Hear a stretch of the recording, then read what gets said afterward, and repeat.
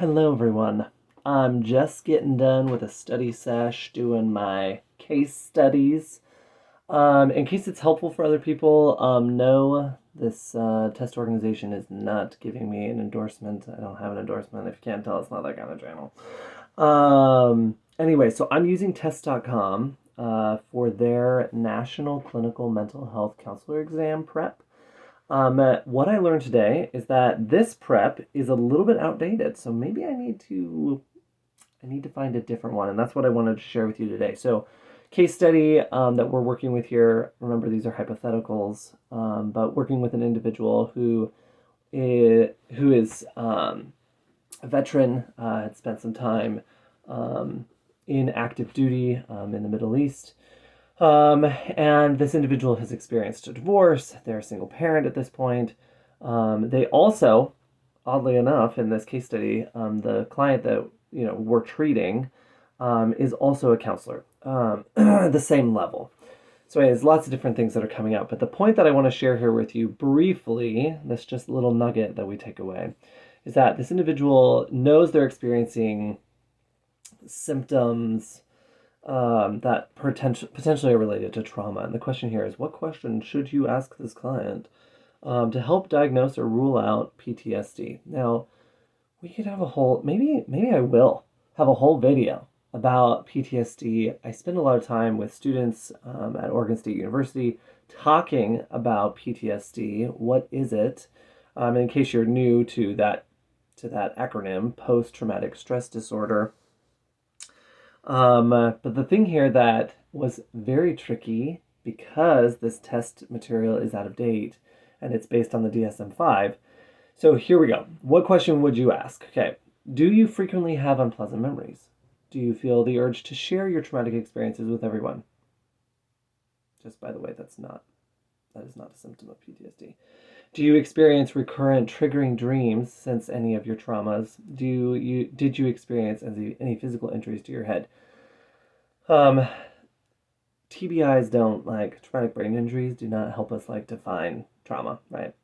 So we're stuck with A and B, right? Like, do you frequently have unpleasant memories? Do you experience recurrent triggering dreams since any of your traumas? So guess who's really confused when I see this, because there are both of those in the current DSM-5 TR, the shiny blue book. Let me take you there. Okay, we're on page 301. Presence of one or more of the following intrusion symptoms associated with the traumatic event.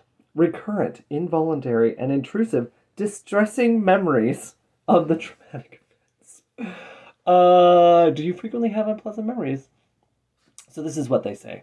The presence of intrusion symptoms such as recurrent distressing dreams involving the content of the dream related to the traumatic event is a noted diagnostic criteria for PTSD, per the DSM-5. Frequent unpleasant memories are not noted criteria for PTSD, nor is the feeling blah blah. And it goes on for the rest. Okay, I don't want to bore you forever. Things change. Right? We're humans. We change. We evolve. Language changes. How we evolve with our environment changes. The environment changes, which then changes us. So I'm not sure if I'm going to buy a new test prep.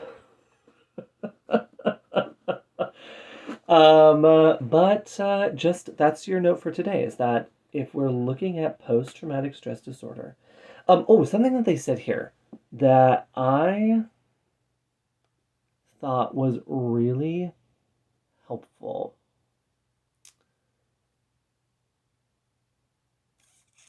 Okay, it says while these may be symptoms alerting to a psychological distressing event or difficulty in achieving emotional resolution.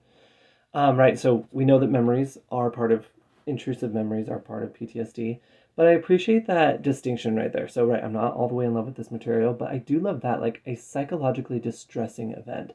Sometimes, my friends, sometimes. And I say this even for myself, because we use it, right? Like, it becomes in our colloquia of language where we say, like, oh my gosh, that was so traumatic, right? Like, oh, that teacher gave me an F and it was so traumatic. Um, or man, that person got mad at me and it was super traumatic. Now, I do not want to minimize the fact that maybe in your life you experienced a lot of yelling and then that was trauma invoking, right? Like it like evoked that memory. But let's just say all things are vanilla, right? Let's say all things are neutral and we have a pretty good life, right? And we've not experienced a life-threatening experience, which is inherent to post-traumatic stress disorder. Now, there's a lot of nuance in here, so bear with me, just come with me, learn with me, right? I'm not saying I know everything, just reflecting. Is the fact here that like some things are not trauma. Some things that are psychologically distressing or hard for us to emotionally resolve are not trauma. They're not trauma. Right? And though I will say that for me, well, though we may use similar techniques to resolve them, that they're not going to stay with you, forever or as long as trauma might. I also am a believer that trauma doesn't have to stay with us forever. Right? So it's getting some space on it and backing away and allowing ourselves to heal. Sometimes the question we ask ourselves and in session is what is this doing for you? Like what is this? What is depression doing for you? What is anxiety doing for you? What is this trauma response doing for you? Because the reason why you had a trauma response is because your body is doing what it's supposed to do. Remember, we don't shun the body, don't push it away. We allow the body to process that experience for wholeness and for health. Anyways, this has gone on longer, 2 minutes longer than I intended it to go, but it's for the learning. Anyways, I hope that you're having a lovely day. I hope that if you experience something psychological distressing today, that you have someplace safe to go. I hope that if you have experienced a traumatic event in your life where you witnessed the harm to yourself or to someone else, I hope that you will be able to find a space where you can heal. And that if this is a place that's helpful at all, I'm glad that you're here. And if I can help you, hey, I hope I can help you too. Because this is helping me to be able to come and to talk and to explore these topics and to be a better therapist. Anyways, all the love.